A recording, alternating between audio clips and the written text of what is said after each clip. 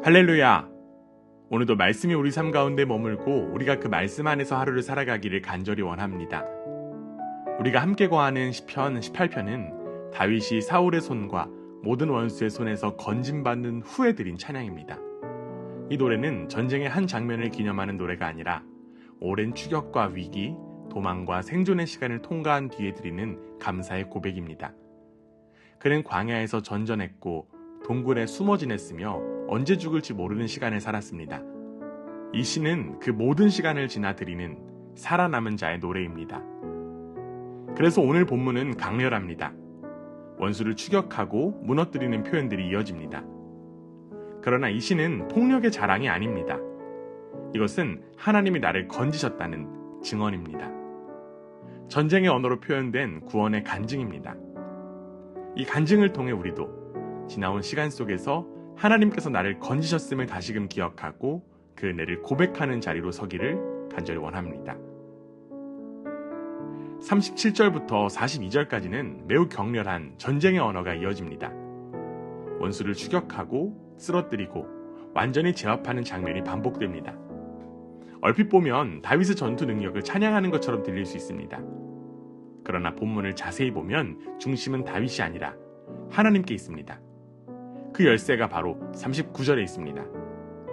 주님께서 나에게 싸우러 나갈 용기를 복두두어 주시고, 여기서 복두두어 주시고는 히브리어 원어로 아자르인데 본래 허리에 띠를 두르다, 무장시키다 라는 뜻입니다.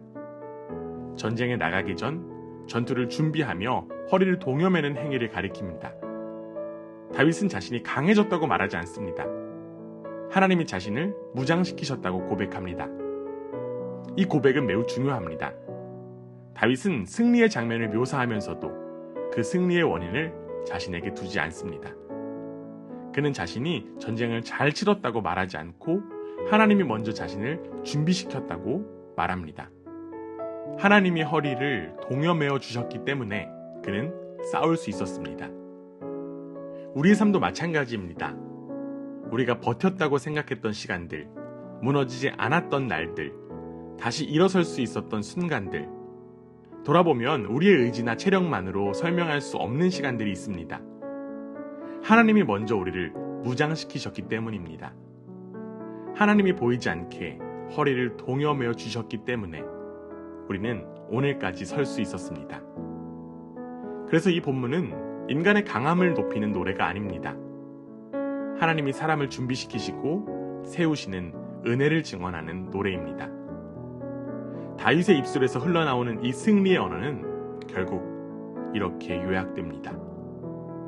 내가 잘 싸웠다가 아니라 하나님이 나를 무장시키셨다는 고백입니다.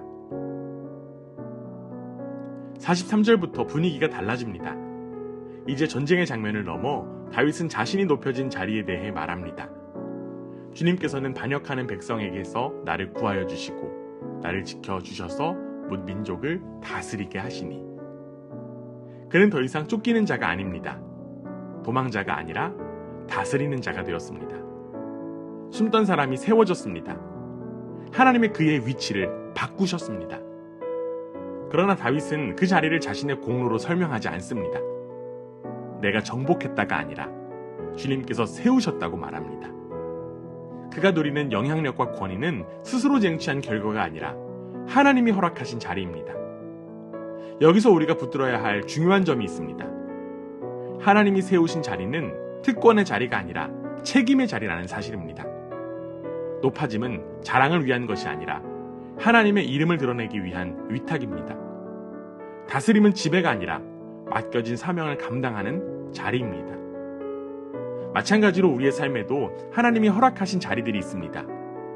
가정에서의 위치, 일터에서의 영향력, 공동체 안에서의 역할. 그 자리는 우연히 얻은 것이 아니라 하나님이 맡기신 자리입니다. 그렇게 우리는 그 자리에서 자신을 드러내기보다 세우신 분을 드러내야 합니다. 다윗은 자신이 높아진 것을 기뻐하기 전에 높이신 하나님을 기억합니다. 이것이 바로 신앙의 균형입니다. 하나님이 무장시키셨다면, 하나님이 세우셨다면 그 자리는 나의 영광이 아니라 하나님의 영광을 위한 자리입니다. 46절에서 다윗은 선언합니다. 주님은 살아계신다.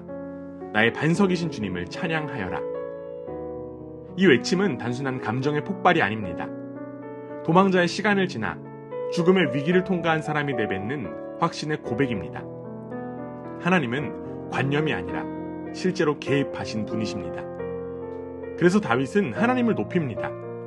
자신을 높이지 않습니다. 47절과 48절에서도 반복됩니다. 원수를 갚아주신 분도 하나님, 원수들에게서 건지신 분도 하나님, 자기를 높이신 분도 하나님입니다. 그리고 이 시의 마지막은 한 단어로 정리됩니다. 50절에 한결같은 사랑, 바로 헤세드입니다. 이 단어는 단순한 감정적 사랑이 아닙니다. 변덕스럽지 않은 사랑, 상황에 따라 달라지지 않는 사랑, 언약을 끝까지 붙드는 신실한 사랑입니다. 다윗의 인생을 끝까지 책임지신 하나님의 사랑입니다. 다윗의 승리는 실력의 결과가 아닙니다. 바로 하나님의 헤세드 위에 세워진 결과입니다. 광야에서도 동굴에서도 왕위에서도 동일하게 흐르고 있던 사랑입니다. 하나님이 그를 포기하지 않으셨기에 그의 이야기는 여기까지 올 수 있었습니다. 그래서 다윗은 이렇게 결단합니다. 뭇 백성이 보는 가운데서 내가 주님께 감사를 드리며 주님의 이름을 찬양하겠습니다. 구원은 개인의 비밀로 끝나지 않습니다. 하나님의 헤세드는 공개적인 찬양으로 이어집니다. 숨겨진 은혜는 입술의 고백으로 드러납니다. 그래서 시편 18편은 인간의 강함을 노래하는 시가 아니라 끝까지 사랑하시는 하나님의 헤세드를 증언하는 노래입니다. 사랑하는 여러분, 돌아보면 우리는 스스로 지켜 여기까지 온 것이 아닙니다. 하나님이 우리를 무장시키셨고 끝까지 헤세드로 붙드셨기에 오늘 우리가 여기 서 있습니다. 그러므로 오늘 우리는 우리의 강함을 붙드는 대신 변함없는 하나님의 사랑 위에 서기를 원합니다. 지나온 시간 속에서 베푸신 그 헤세드를 기억하며 조용히 감사하는 데서 멈추지 않고 삶의 자리에서 하나님을 드러내기를 원합니다. 뭇 백성이 보는 가운데서 주를 찬양하겠다는 다윗의 고백이 오늘 우리의 고백이 되기를 간절히 원합니다. 하나님의 헤세드 위에 굳게 서는 저와 여러분이 되기를 주님의 이름으로 축원합니다.